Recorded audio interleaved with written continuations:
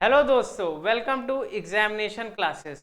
तो आज से हम अपनी मिक्स क्लास की सीरीज चालू कर रहे हैं जो एसएससी सीजीएल के लिए और अभी आपका सीएचएसएल का मेंस भी होगा, उसके लिए काफ़ी हेल्पफुल है ये सीरीज। अगर आप इन सब क्वेश्चंस को कर लेते हैं तो आप एक कॉन्फिडेंट होकर जाएंगे और अपने अंदर एक कॉन्फिडेंट महसूस करेंगे।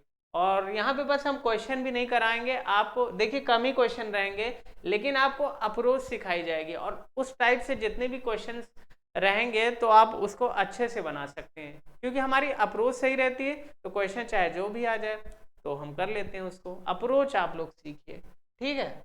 तो जैसे ये वाला क्वेश्चन है, ठीक है, पहला क्वेश्चन देखिए क्या कह रहा है आपके सामने। पहला क्वेश्चन क्या कह रहा है, इसमें हम आपको कुछ चीजें बताएंगे क्योंकि ये क्वेश्चन आपका अच्छा है। An article is marked 35% above it's cost. अगर एक आर्टिकल है उसका जो कॉस्ट है वो 35% मतलब बढ़ा के दे रहा है, जितना में उसने खरीदा उससे ज्यादा उसने बढ़ा रहा है। उसका प्रॉफिट है 20%। जब उसने सेलिंग उस आर्टिकल को बेचा तो उसे 20% का प्रॉफिट हुआ, तो डिस्काउंट परसेंट उसको कितना मिला, तो डिस्काउंट पूछ रहा है। एक बात समझो, एक चीज समझो, जो मेरा ये प्रॉफिट होता है ना, ये जो प्रॉफिट होता है ना, प्रॉफिट प्रॉफिट जो होता है मेरा, वो क्या होता है, वो इसका सक्सेसिव होता है। किसका सक्सेसिव होता है, ये होता है मार्क प्राइस का और इसका मार्क प्राइस का और डिस्काउंट का। ये क्या होता है, सक्सेसिव होता है, सक्सेसिव रेट होता है ये प्रॉफिट परसेंटेज। मार्क प्राइस मतलब मार्कअप, मार्क प्राइस नहीं मार्कअप, ये मार्कअप है, ठीक है भाई। ये मार्कअप से इसको कर लो, इसको मैं डिनोट कर देता हूँ मार्कअप से। मार्कअप और इसका क्या होता है, रेट इक्वलेंट होता है, या फिर इसको तुम बोल सकते हो ये इसका क्या होता है, सक्सेसिव होता है। मार्कअप परसेंट और डिस्काउंट परसेंटेज का ये सक्सेसिव होता है भाई, ठीक है। कैसे आता है ये भी मैं आपको बताता हूँ, ठीक है। देखो मान लो, देखो जो मार्कअप होता है वो किस पे मिलता है, मार्कअप किस पे मिलेगा भाई, सीपी से एमपी पे हमें जाएंगे ना, तभी तो मार्कअप करेगा। यानी जो रेशियो होगा मेरा वो सीपी से एमपी। देखो सीखो ये क्यों हो रहा है ऐसा, मैं क्यों ये चीज बोल रहा हूँ, ये लाइन क्यों बोल रहा हूँ, ठीक है। और ये सक्सेसिव में हम क्या करते हैं, कोई वैल्यू आती है उस पर चेंज आता है, फिर उसका रेशियो बनता है, फिर उसको मल्टीप्लाई करते हैं, यही तो करते हैं ना सक्सेसिव में। सीपी से एमपी मान लेते हैं, ठीक है। और दूसरा रेशियो क्या है, डिस्काउंट, मैंने क्या बोला था। और डिस्काउंट किस पर लगता है भाई, ये तो पता होगा ना आप लोग को, मार्क प्राइस पे लगता है। तो मार्क प्राइस पे लगता है डिस्काउंट, तो एमपी से हम कहाँ जाते हैं, डिस्काउंट मिला, क्या मिल गया हमें, सीपी मिल गया। फिर डिस्काउंट एमपी पे डिस्काउंट देते हैं तो क्या मिलता है, सीपी। तो यहां से क्या होता है भाई, मैं दोनों को अगर मल्टीप्लाई कर दूं, सीपी इंटू एमपी, क्यों आता है प्रॉफिट का रेशियो, ये मैं बता रहा हूं आपको। क्यों आता है सक्सेसिव आता है ये बता रहा हूं। एमपी इंटू एसपी किया मैंने, ये किया ना भाई मैंने, एमपी इंटू एसपी किया। यहां से देखो क्या हुआ, एमपी एम और एमपी कट गया, तो देखो बचा क्या मेरे पास, मेरे पास यही तो बचा। देखो मेरे पास क्या बचा भाई, एमपी और सीपी तो बचा, अरे सीपी और एसपी बचा। और सीपी से एसपी पे जाते हैं तो क्या मिलता है मुझे, प्रॉफिट मिलता है, इसीलिए ये आता है सक्सेसिव। इतना समझ गए ना, अब क्वेश्चन कर लोगे। अब आओ क्वेश्चन करते हैं, ठीक है। आपको समझा दिया क्यों सक्सेसिव लगता है, प्रॉफिट क्यों आता है, मार्कअप और इसका। यहाँ पे तुम्हें दिया क्या क्या है, मार्कअप दिया है और डिस्काउंट दिया है, अरे मार्कअप दिया और प्रॉफिट दिया हुआ है। तो यहाँ पे हम क्या लगाएंगे, रेशियो मेथड। रेशियो मेथड कैसे लगाएंगे भाई, देखो एमपी से एसपी, देखो आप देखो डायरेक्ट लिखेंगे। 35% का मतलब क्या होता है, 7/20। 35% का मतलब क्या होता है भाई, 7/20 होता है ना। मतलब कोई चीज 20 से 27 बन गई, 20 से क्या बन गई भाई, 27 बन गई।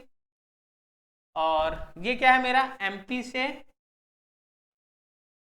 अरे एमपी कह रहा हूं, सीपी से एमपी, ये रेशियो है ना ये। और फिर दूसरा रेशियो क्या है, डिस्काउंट हमें कुछ मिला होगा, डिस्काउंट मिला होगा, मतलब ये डिस्काउंट किस पर मिलता है, एमपी पर मिलता है। और डिस्काउंट मिलने के बाद हमें क्या प्राप्त होता है, एसपी।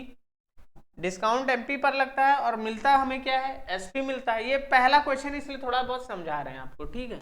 और फिर क्या है, देखिए एमपी एमपी एमपी कितना है मेरा, एमपी कैसे आएगा, डिस्काउंट मुझे नहीं पता है। मान लो एमपी कोई मार्क प्राइस थी, उस पर एक्स लगा होगा डिस्काउंट, उस पर क्या लगा होगा, एक्स मेरी एमपी थी और डिस्काउंट लगने के बाद क्या है, मेरी कोई मार्क प्राइस है, उसको मैंने कितना मान लिया, एक्स मान लिया।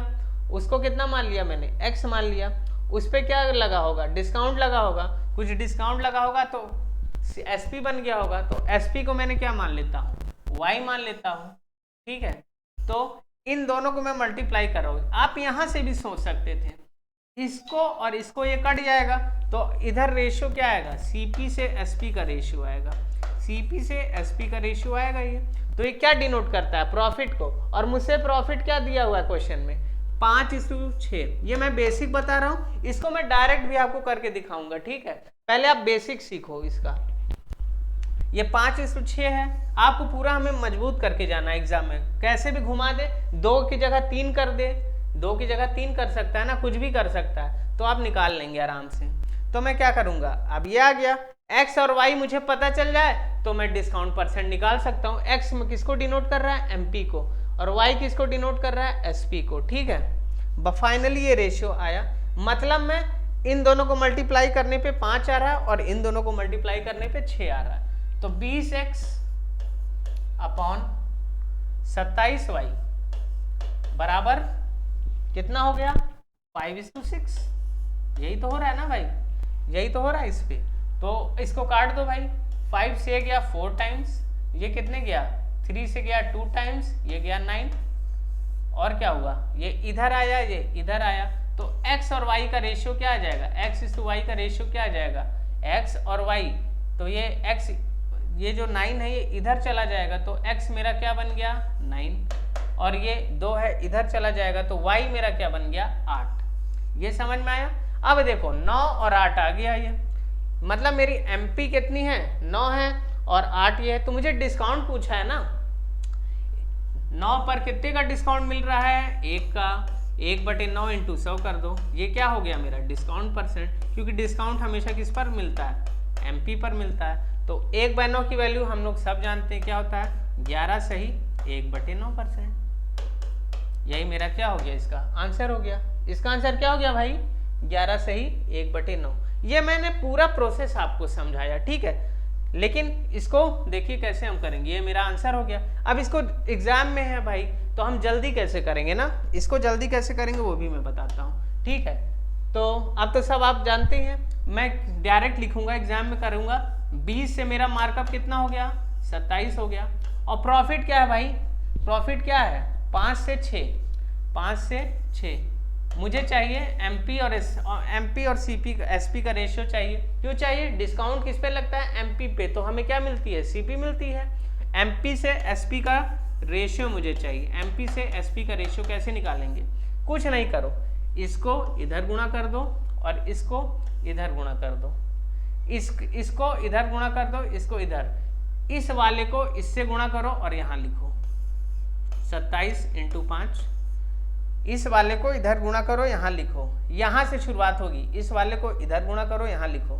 ये किसका रेशियो है, ये मार्कअप का है और प्रॉफिट का है, डिस्काउंट का निकालना है। तो मतलब क्या करोगे, या तो फिर एक चीज़ और कर सकते हो, इसको आप पहले लिख लो, जो मल्टीप्लाई करके आती है ना उसको हम पहले लिख लेते हैं, जो मल्टीप्लाई करके आती है उसको हम पहले लिख लेते हैं। तो हम क्या करते हैं, 5:6 को पहले लिख देते हैं।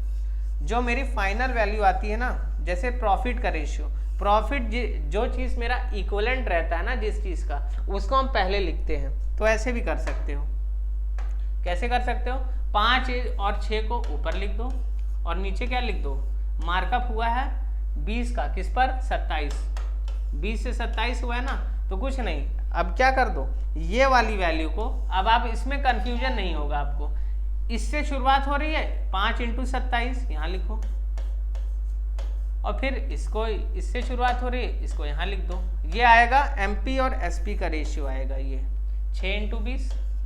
तो ये देखो 5 से 1 कटा 4, 3 से 1 कटा 3, 9 जा 3, अरे 3 9 जा और 3 2 जा, ये 4 तो रहेगा ही ना, ये 4 तो रहेगा ही, तो 9:8 मेरा आंसर आ जाएगा। यहाँ से भी देखो 9 8 आ गया, जैसे ही 9 8 आया, 1 का डिस्काउंट किस पर, 9 पर। तो ऐसे कर सकते हो भाई, यहाँ से इसको पहले लिख दो, जो मेरा इक्विवेलेंट होता है उसको मैं पहले लिख लूंगा, और डिस्काउंट पूछा है ऐसे लिख लूंगा।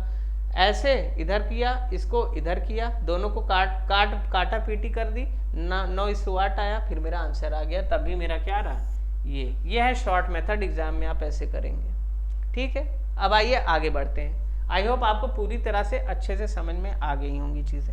अब आइए देखते हैं नेक्स्ट क्वेश्चन हमारा क्या है। एक सर्टेन नंबर ऑफ स्टूडेंट है क्लास एक्स में। देखिए क्वेश्चन क्या है, बहुत अच्छा क्वेश्चन है, इसको भी देखिए आप लोग पढ़िए। देखिए बहुत अच्छा क्वेश्चन है, भारी भरकम क्वेश्चन लग रहा है ना। तो देखिए ऐसे क्वेश्चन जो होते हैं ना, देखिए कुछ इसमें फेल हुए हैं, कुछ अपीयर्ड हुए हैं, एक स्कूल एक्स है, एक वाई है, इतने बड़े बड़े डाटा जब आपको दिए रहे सामने, तो आप क्या कहिए, इन सब का डिनोमिनेटर देखिए और उसके मिश्रण से एक नंबर एज्यूम कर लीजिए। जैसे मैं क्या इसमें देख रहा हूँ, 30 एक्स की कोई वैल्यू हम मान लेते हैं। ठीक है, एक्स की कोई हम वैल्यू कैसे मानेंगे, देखो 30% को मैं क्या लिख सकता हूँ, 3/10 लिख सकता हूँ। और फिर क्या है मेरा फ्रैक्शन में, देखो क्या क्या चीजें बनाओ पहले। और 150% को मैं क्या लिख सकता हूँ, 3/2 लिख सकता हूँ। और क्या लिख सकता हूँ भाई, और क्या है मेरा 4/5 है, ये भी है फ्रैक्शन में 4/5। तो इनके मिश्रण से तुम एक नंबर मेरा बना लो, क्या बना लो, इसके मिश्रण से तुम बना दो एक नंबर। तो मैं बना लेता हूँ 10 2 5 से 100 मैं मान लेता हूँ किसको, एक्स को। मैं 50 भी मान सकता हूँ, ठीक है, आप 50 भी मान सकते हो इसमें, तो मैं 50 भी मान सकता हूँ। या तो क्या करो, डायरेक्ट इन सब का एलसीएम ले लो, ऐसा नंबर जो इन तीनों से कट जाए, तो क्या होगा भाई 50 होगा ना। इसका 2 और 10 का एलसीएम कितना हो गया, 10 हुआ, 10 हुआ ना। 10 भी मैं मान सकता हूँ, लेकिन 10 नंबर बहुत छोटा हो जाएगा ना। 2 और 10 का क्या करूंगा मैं, इन तीनों से एक मिश्रण बना के आप कोई भी नंबर मान लीजिए। मैं 50 मान सकता हूँ, 100 मान सकता हूँ, कुछ भी मान सकता हूँ, ठीक है। तो मैं मान लेता हूँ 10, क्यों, क्योंकि 10 2 5 तीनों कट रहे हैं, किससे कट रहे हैं, 10 से कट रहे हैं। एलसीएम ले लो, सबसे सही तरीका। आप 20 भी मान सकते हो, आप 30 भी मान सकते हो, आप कुछ भी मान सकते हो, ठीक है। तो मैं 10 मान लेता हूँ, ठीक है, मेरा नंबर है 10। क्यों मान रहा हूँ, फ्रैक्शन को हटाने के लिए। इतना आपको समझ में आ गया होगा। तो मैं 10 मान रहा हूँ, एक्स को मैं 10 मान रहा हूँ, ठीक है। अब क्या कह रहा है, certain number of student from x appeared in an examination, और उसमें से 30 फेल हो गए। 30 फेल हो गए मतलब 70 पास हुए। 30 फेल, फेल और 5 लिख दो, फेल और 5, ये एक्स की केस में है, फेल और 5 कितना, 30 फेल हुए मतलब 3 फेल हुए, 7 पास हो गए, ठीक है। अब क्या कह रहा है, 150 student more than those appear from x appeared in the same examination from school. मतलब 10 का 3/2 मतलब कितना, 150%। 10 का 150% क्या होगा भाई, 10 का 150% क्या होगा, 5/2। मोर क्या है ना, तो 10 का 5/2 कितना होगा, 25 होगा। तो y कितने हैं, 25। y कितने हैं, 25। देखो कितना अच्छा और आसान क्वेश्चन बन रहा है ना धीरे धीरे। इसका 80% जो है, if 80% of total number of student who appeared from x and y पास, 80% का मतलब क्या हुआ, x और y में जो पास हुए हैं उनका जो टोटल नंबर स्टूडेंट हैं 35, x प्लस y कितना हो गया, 35 हो गया दोनों। इसका 4/5 जो है वो पास हुए हैं, 4/5 जा 80% का मतलब क्या होता है 4/5, तो 28 पास हुए हैं। तो फेल कितने हुए हैं भाई, 35 में से 28 पास हो गए हैं, तो फेल कितने हुए हैं, 28 पास हो गए। इस यूनिट का क्या हुआ, 28 की यूनिट है मेरी, ये 5 की यूनिट है, तो फेल की यूनिट कितनी हो जाएगी ना, ये फेल है और ये m नहीं है भाई, ये 5 है। 5 के लिए मैं m लिखा हूं ना, यहाँ पे p कर दो, f की जगह m की जगह p कर दो। ये फेल है, ये 5 है, तो 28 लोग मेरे टोटल 5 है ना। अगर मैं अपने से जो अज्यूम किया हूँ वैल्यू, वो 28 लोग 5 है। तो बोला है कि y में कितने फेल हैं, देखो 28 5 है, ठीक है, 4/5 5 है। If 80% of the total number of student who pass appeared from x and y pass, then what is the percent of student who failed from y? y से बता रहा है कितना फेल हुए हैं ना, कितने फेल हुए हैं। बहुत आसान है, देखो पहले में मैंने 10 माना था, इसमें 7 5 हो गए, 3 फेल हो गए, 3 इसमें फेल हो गए, 7 इसमें 5 है, और टोटल मेरा आ रहा है 28 पास है मिला के। तो y में कितने पास हुए होंगे? 21 पास हुए होंगे y में। ये y में कितने पास हुए होंगे भाई? 21 पास हुए होंगे। और फेल कितने होंगे? 4 फेल हुए होंगे। ये फेल की संख्या है और ये 5 की संख्या है y में। जब 7 इसमें पास होंगे तो इसमें 21 होंगे। समझ में आई ना? बहुत अच्छा क्वेश्चन है, लेकिन हमने वैल्यू अज्यूम करके तुरंत निकाल लिया आंसर। अब कुछ करना ही नहीं है। बोल रहा है कितने स्टूडेंट फेल हैं, कितने परसेंटेज। भाई y में कितने परसेंटेज फेल हैं? 4 फेल हैं। कितने में से? y की संख्या कितनी है? 25 है, इंटू 100 कर दो। ये परसेंटेज निकालना है ना फेल की, तो 25 4 जा, तो ये कितना आ गया? 16%। देखो कितना आसान क्वेश्चन, मैं आपको समझा रहा हूँ इसलिए टाइम लग रहा है। अगर मैं एग्जाम में इसको कर रहा होता ना आपको बिना समझाए, तो मुझे मुश्किल से 30 से 40 या 50 सेकंड लगते हैं, ठीक है। इससे ज़्यादा इस क्वेश्चन की वो नहीं है, टाइमिंग इतना ही है इस क्वेश्चन का। आपको मैं प्यार से समझा रहा हूँ कि आप एक वैल्यू कोई भी अज्यूम कर लो। आप 20 भी मान सकते थे, आप 40 भी मान सकते थे, मतलब ऐसी संख्या जो 2 5 और 10 को काट दे डिनोमिनेटर से। तो कितना आसान हो गया ना क्वेश्चन। इतनी बड़ी लैंग्वेज है। फिर अगर एक बार आप नंबर्स में हम कोई चीज़ हमें पता रहती ना, तो हम जो भी कंडीशन दी रहती हो तुरंत निकाल लेते हैं। नंबर हमें पता चल गया, इससे मैंने y निकाला, y से मैंने दोनों को जोड़ के इसका 4/5 निकाला, ये आया। पास का ये दिया था, फेल का ये दिया था, परसेंटेज में निकाल लिया। अच्छा क्वेश्चन था ना ये, और देखो कितना अच्छे से हमने सॉल्व किया। आगे बढ़ते हैं नए क्वेश्चन में। अब देखिए इस तरह का क्वेश्चन कभी भी आए ना, cos a sec a minus cos a और ये सब दिया रहे ना, तो इसमें हम क्या कर सकते हैं भाई, वैल्यू अगर इसमें हमने अज्यूम कर ली तो सही पड़ेगा। 45 में हम फंस जाएंगे। इसमें कुछ भी ले लो, मैं इसमें क्या ले सकता हूँ, इसमें मैं अगर कुछ ना समझ में ना तो ट्रिपलेट ले लो भाई। इसमें अगर कुछ ना समझ में ना तो ट्रिपलेट ले लो। बाकी ट्रिपलेट की भी यहाँ पे मुझे ज़रूरत खास लग नहीं रही है। क्यों नहीं लग रही है? देखो क्यों नहीं लग रही है, ट्रिपलेट की यहाँ भी जरूरत नहीं है। सॉल्व करते हैं, पता है कैसे? कॉस इंटू सेक, देखो इसको इससे मैं मल्टीप्लाई कर रहा हूँ अंदर। कॉस इंटू सेक क्या होता है? 1 होता है। क्यों? सेक कॉस का उल्टा होता है, ये 1 हो गया। और ये कितना हो गया? Cos into cos, cos square theta, यानी कॉस स्क्वायर ए हुआ। ये कितना हुआ भाई? ये ट्रिग्नोमेट्री का क्वेश्चन है, आसान क्वेश्चन है, बिना वैल्यू माने भी इसको कर सकते हैं, आसान क्वेश्चन है। और इधर से देखो क्या आया, इधर से देखो क्या आया। कॉट को मैं क्या लिख सकता हूँ? 1/10, 1/10 लिख सकता हूँ ना ए, और ये tan ऐसे ही मैंने छोड़ दिया। ऐसे लिख सकता हूँ ना भाई, मैं ऐसे लिख सकता हूँ ना। तो देखो ये क्या होता है भाई, 1 माइनस कॉस स्क्वायर थीटा कितना होता है? कॉस स्क्वायर ए दिया हुआ है, तो ये साइन स्क्वायर ए के बराबर हो गया। ये साइन स्क्वायर ए हुआ, और ये क्या हुआ? 1 प्लस tan स्क्वायर ए। ऊपर क्या हुआ? 1/10 स्क्वायर ए, और नीचे क्या हुआ? tan ए। बाकी आप इसमें वैल्यू अज्यूम करके भी आप कर सकते थे, ठीक है। ऐसा कुछ है नहीं कि आप ऐसे ही करेंगे। देखो 1/10 स्क्वायर ए क्या होता है? सेक स्क्वायर ए। सब आपको आइडेंटिटी देखो पता है, तो क्वेश्चन मेरे लिए कुछ नहीं। ये क्या होता है? सेक स्क्वायर ए।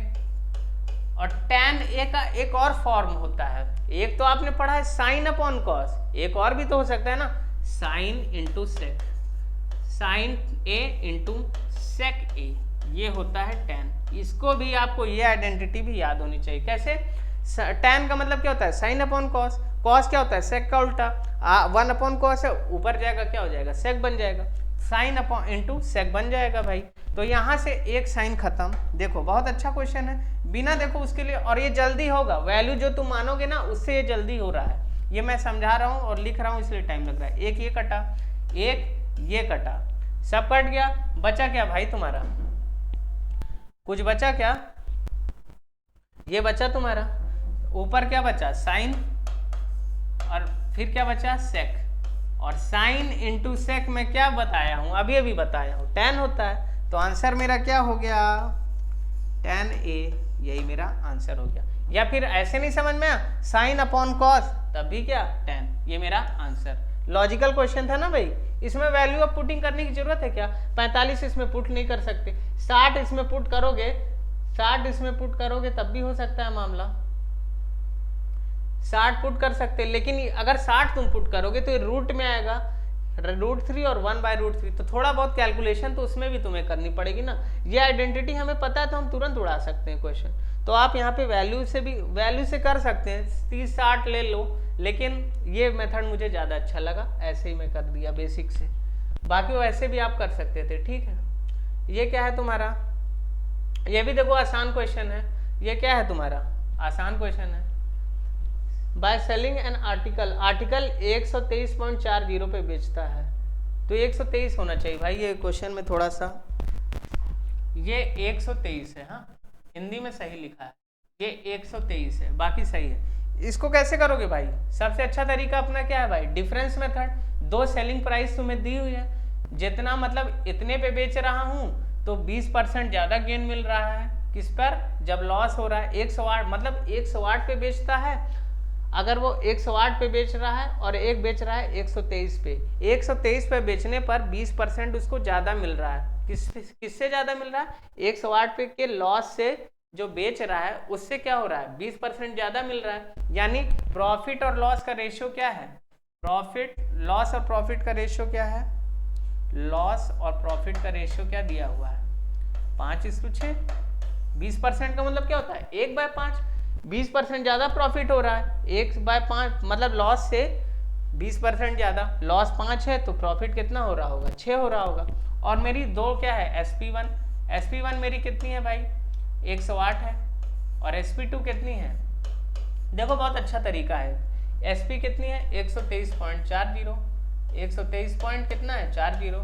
तो सबसे अच्छा तरीका ऐसे क्वेश्चन हो, ऐसे क्वेश्चन जब भी आए आपके सामने, आप डिफरेंस मेथड से कर दो। किससे कर दो, डिफरेंस मेथड से। इन दोनों के बीच अंतर देखिए कितना है, 15.40 है, देखिए ना 15.40 है ना, और इन दोनों के बीच अंतर कितना, ये लॉस में है, ये प्रॉफिट में है। तो 5 और 6 एक मत कर देना, एग्जाम में यही सब गलती, आप छोटी छोटी गलती करते हो इसलिए आपके नंबर कटते हैं, पेपर आसान ही रहता है। देखो कैसे, 6 है प्रॉफिट और लॉस कितने का है, माइनस, तो दोनों का डिफरेंस क्या होगा, माइनस करूंगा, फिर माइनस लॉस, लॉस का मतलब माइनस में होता है, तो डिफरेंस मेरा कितना आएगा, 11 आएगा, ना कि 1 आएगा। ये चीज ध्यान रखनी थी बस।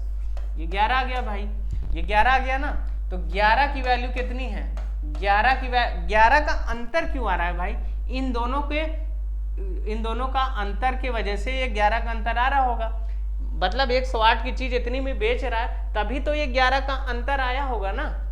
तो कितना अंतर कितना है, 15.40 है, तो 11 का अंतर कितना है, 15.40।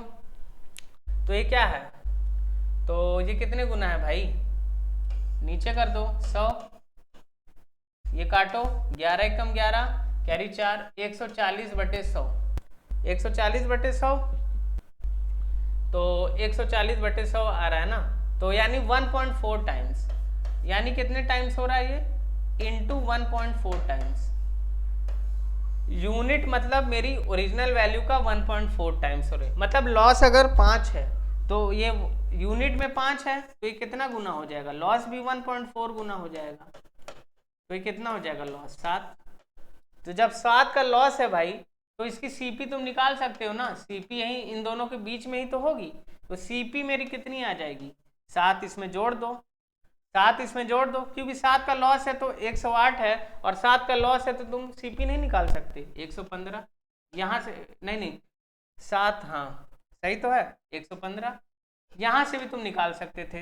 कैसे निकाल सकते थे, 6 को 1.4 से करते कितना आता, 8.4 आता, इसमें से तुम घटा देते, क्यों घटाएंगे, अगर तुम यहाँ से भी निकाल सकते हो, क्यों घटाएंगे, क्योंकि मेरा 8.4 का क्या हो रहा है, प्रॉफिट हो रहा है, तो SP माइनस प्रॉफिट क्या होता है, CP होता है, वहां से भी आता है 115। तो मेरे को यहाँ से इजी लगा, मैंने यहाँ से निकाल लिया, तो मैंने निकाल लिया ना, तो CP एक बार आ गई, तो क्या पूछ रहा है कि अगर वही चीज 120 पर बेची जाती है, 120.75, तो गेन कितने का होता, गेन कितने का होता भाई, गेन ही तो होता ना भाई, 115 की चीज इतनी पे बेचोगे तो क्या होगा, फायदा होगा। कितने का फायदा होगा भाई, देखो कितने का फायदा होगा, 5.75 का फायदा होगा। किस पर होगा, इस पर होगा, 115 पर इंटू 100, यही तो हुआ ना भाई, इंटू 100, ये दोनों कट गया, आया कितना 5%।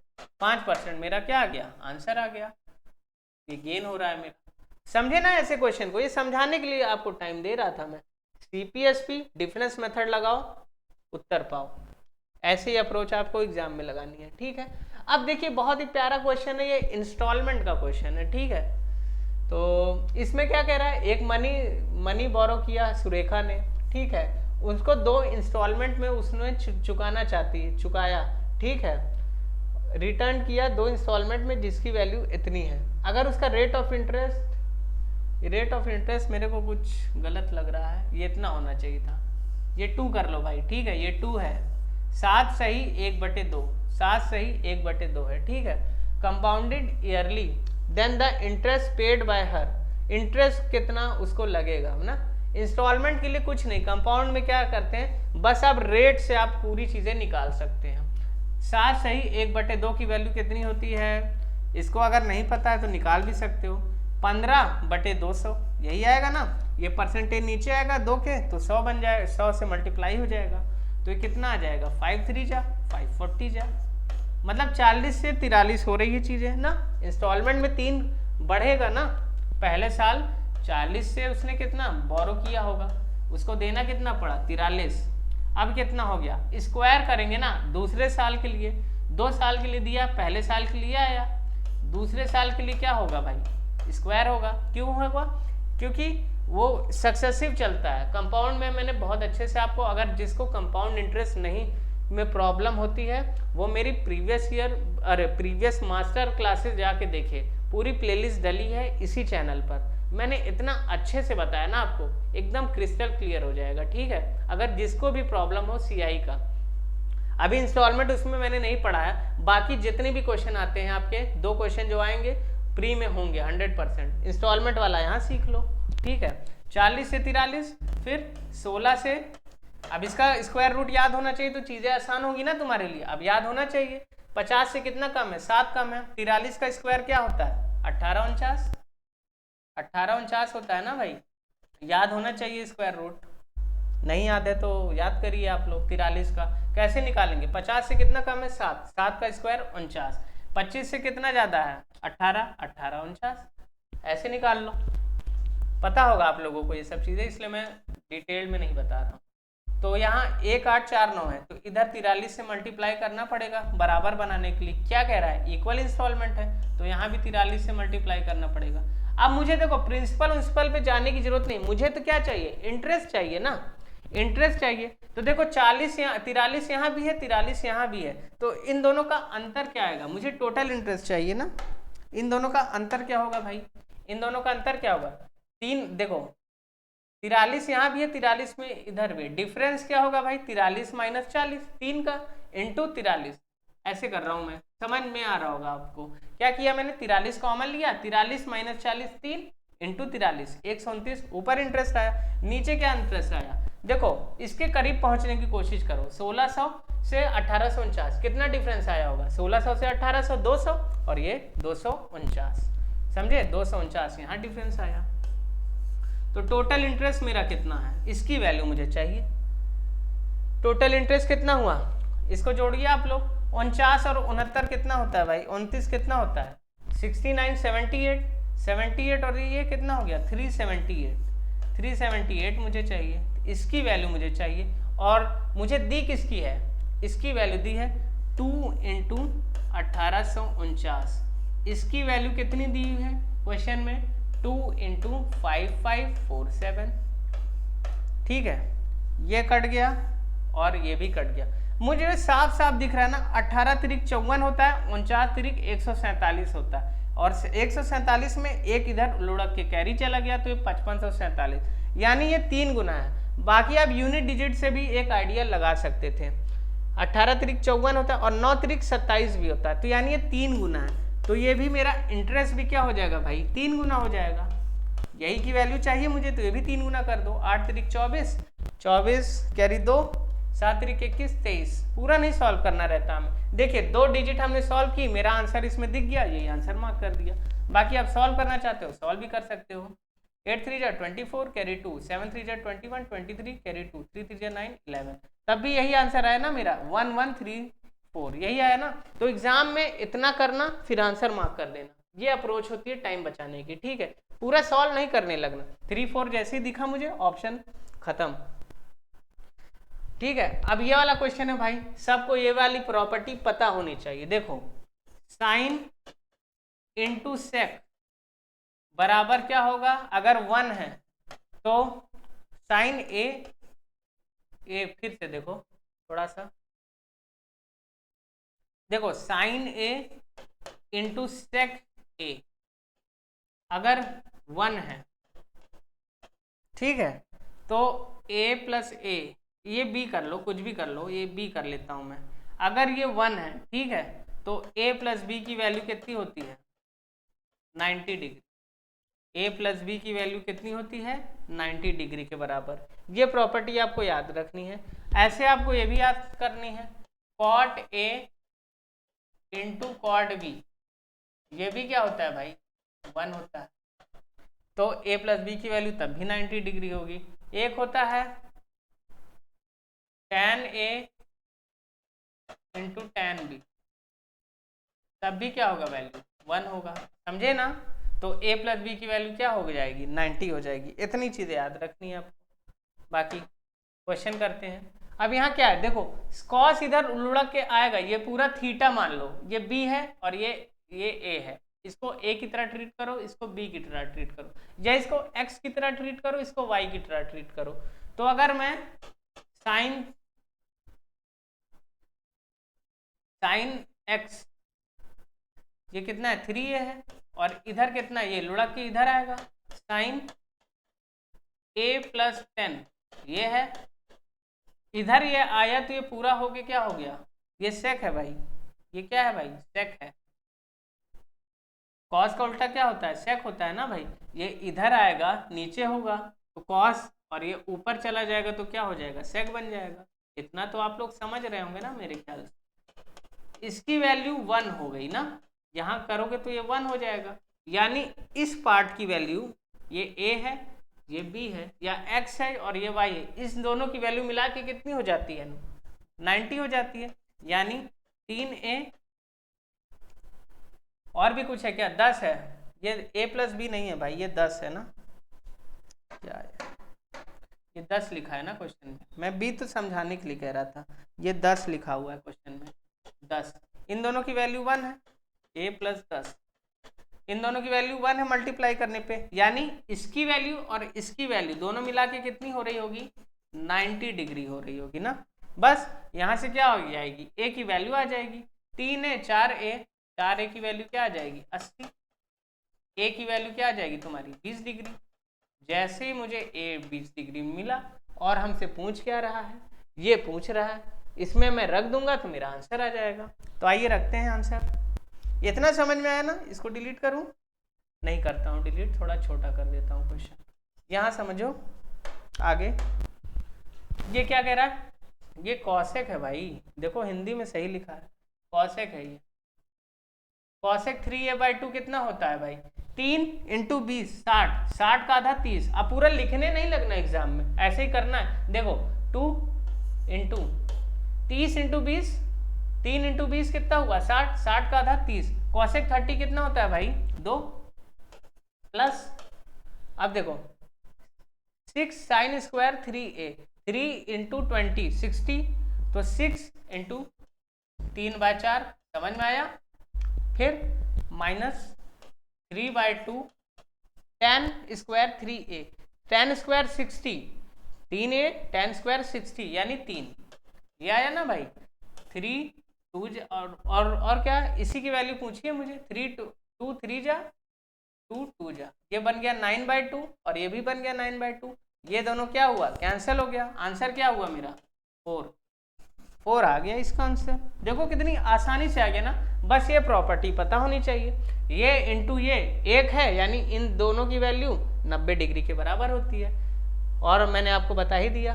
ठीक है आगे चलते हैं। अब देखो ये टाइम एंड वर्क का क्वेश्चन है भाई, क्या कह रहा है, A can do a piece of work, A कोई काम को 15 दिन में कर सकता है, बी इतने दिन में कर सकता है, बी मतलब 25% ज़्यादा एफिशिएंट है ए से, सी 40% ज़्यादा एफिशिएंट है बी से।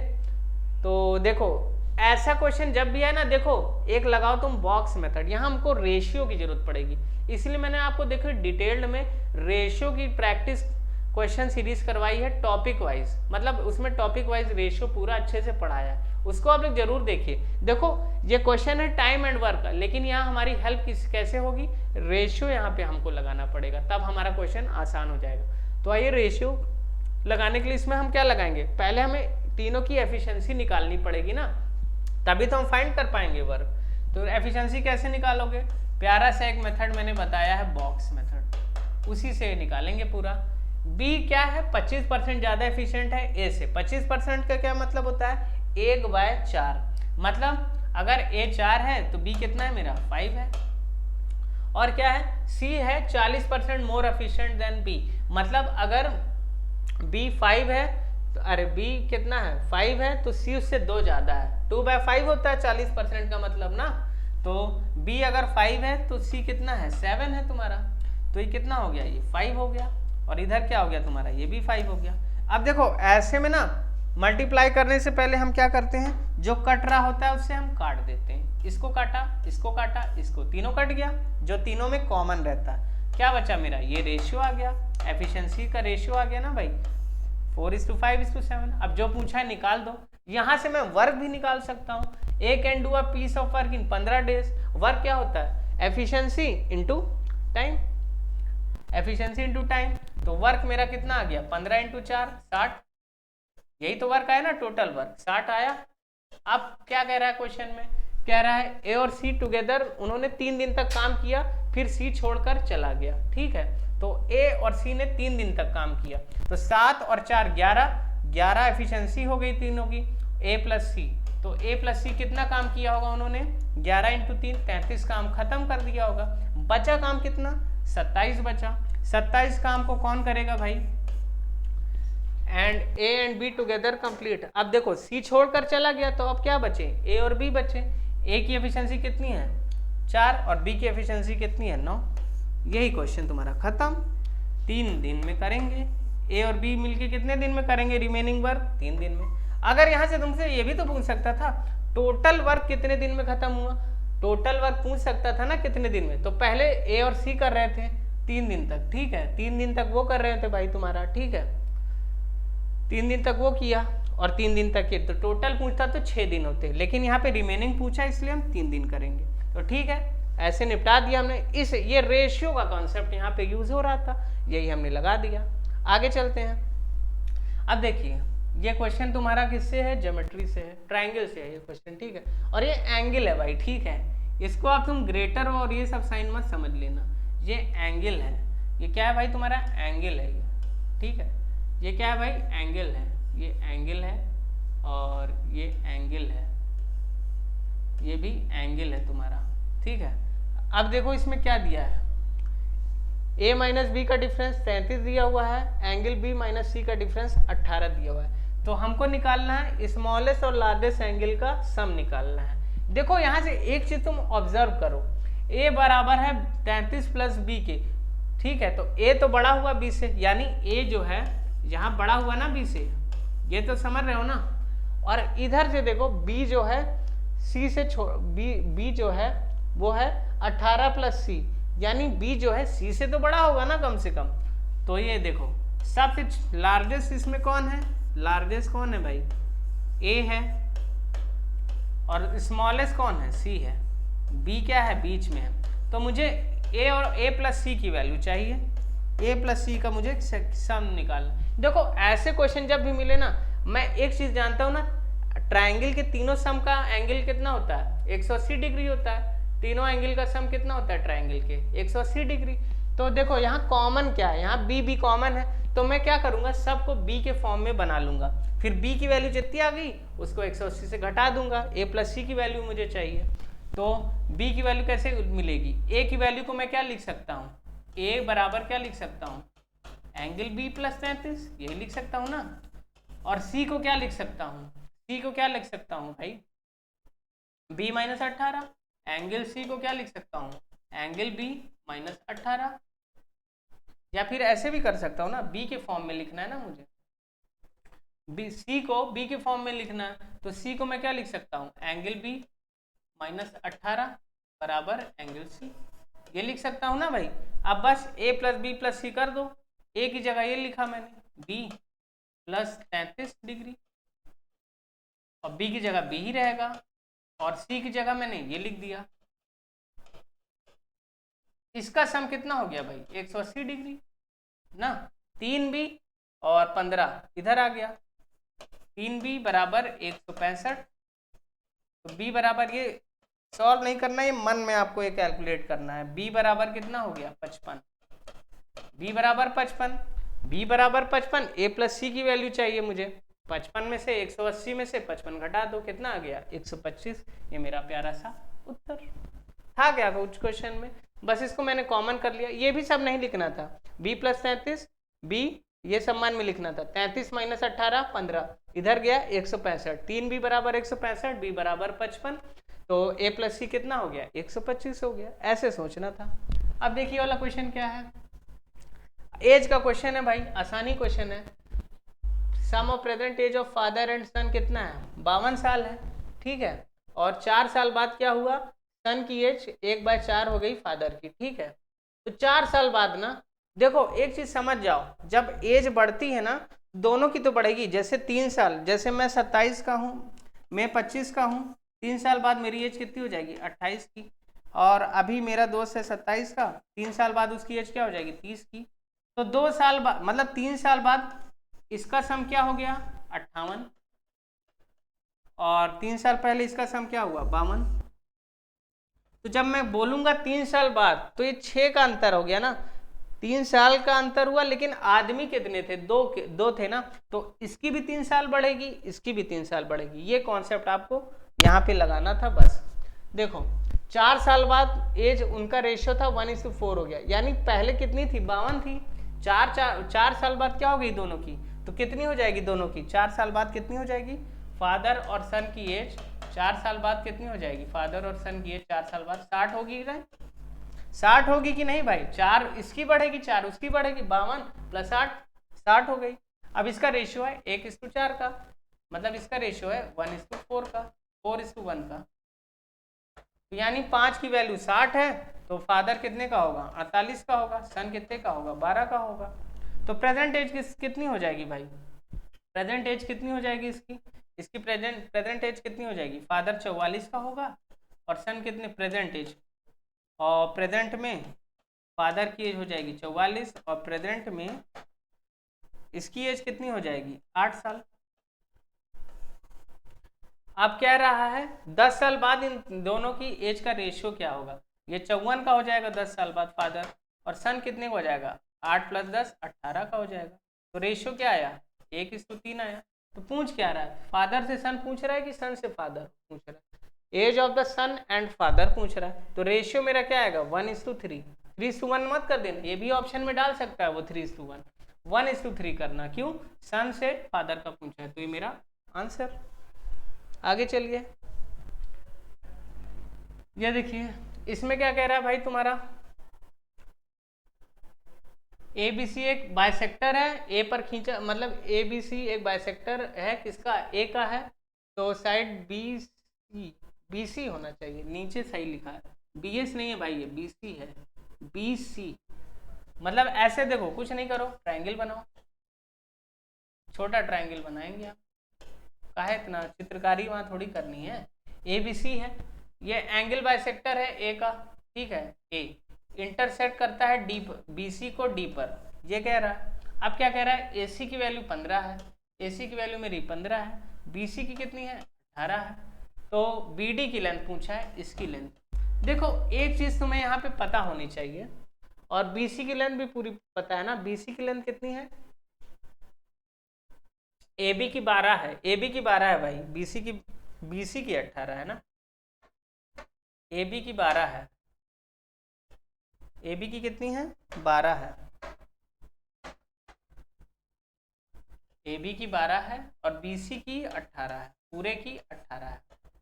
मुझे बी डी की चाहिए। देखो ये एंगल बाइसेक्टर थ्योरम एक होती है, वो क्या कहती है, देखो क्या कहती है, ए बी ये वाली साइड और ये वाली साइड ए सी, जो इसका रेशियो होगा वही रेशियो इसके सामने वाली साइड कौन है, बी डी है।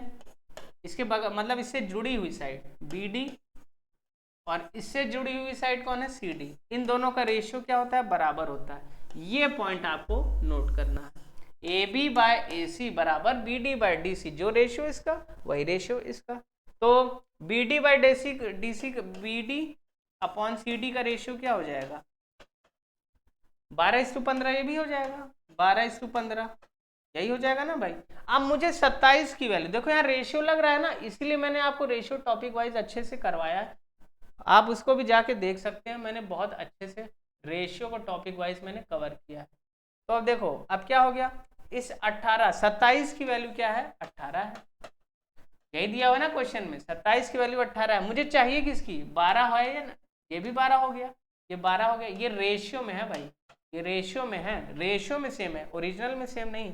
27 की वैल्यू 18 दी है, मुझे 12 की चाहिए। तो क्या करूंगा मैं क्या कर सकता हूँ उसमें, एक चीज और खुराफाती करूं, समझ जाओगे ना। 9 से इधर डिवाइड करो, 9 से इधर डिवाइड करा, और क्या किया, 9 से इधर डिवाइड किया, 9 से इधर डिवाइड किया, क्या बना 3, और ये क्या बना 2। मुझे 12 की चाहिए ना, किसकी चाहिए, 12 की चाहिए। 4 से इधर मल्टीप्लाई कर दिया, 4 से इधर मल्टीप्लाई कर दिया, तो मुझे मल्टीप्लाई ऐसे कर दिया, तो 12 की वैल्यू मेरी कितनी आ गई, 8। समझ गए, तो 8 इसका आंसर हो गया। बाकी आप यूनिटरी मेथड से भी निकाल सकते थे। 27 की वैल्यू 18, 1 की वैल्यू 28, 18/27 किसकी चाहिए, 12 की चाहिए, ऐसे भी निकाल सकते हो। ये थोड़ा सा हमने कर दिया, ये भी आपको समझना जरूरी है, एग्जाम में ऐसे ही आप टाइम बचाएंगे। ठीक है, तो ये मेरे क्वेश्चन थे, ये 10 क्वेश्चन थे। तो आई होप ये 10 क्वेश्चन हमने जो किए, इसका लॉजिक आपको अच्छे से समझ में आएगा, और आप अप्रोच देखिए, ऐसे ही आपको एग्जाम में अप्लाई करना है। ठीक है, पहला क्वेश्चन हमने आपको टाइम दिया समझने के लिए, ठीक है, लेकिन बाद में हमने बताया, क्योंकि बहुत लोग को कंफ्यूजन होता है, वो प्रॉफिट वाला जो क्वेश्चन था ना, उसमें इक्विवेलेंट रेट जो होता है, प्रॉफिट जो होता है सक्सेसिव क्यों होता है, उसके बारे में हमने आपको जानकारी दी। तो आई होप ये लेक्चर आपको बहुत ही अच्छा और हेल्पफुल लगा होगा। और यकीन मानिए छोटा ही सेशन है, लेकिन उसमें आपको बहुत चीज़ें देखिए, मिक्स क्वेश्चन है, और ऐसे क्वेश्चन एग्जाम में आते हैं। तो अगर हम लोग अच्छे से प्रैक्टिस किए रहते तो ये सब क्वेश्चन को अच्छे से टैकल कर देंगे अच्छे से।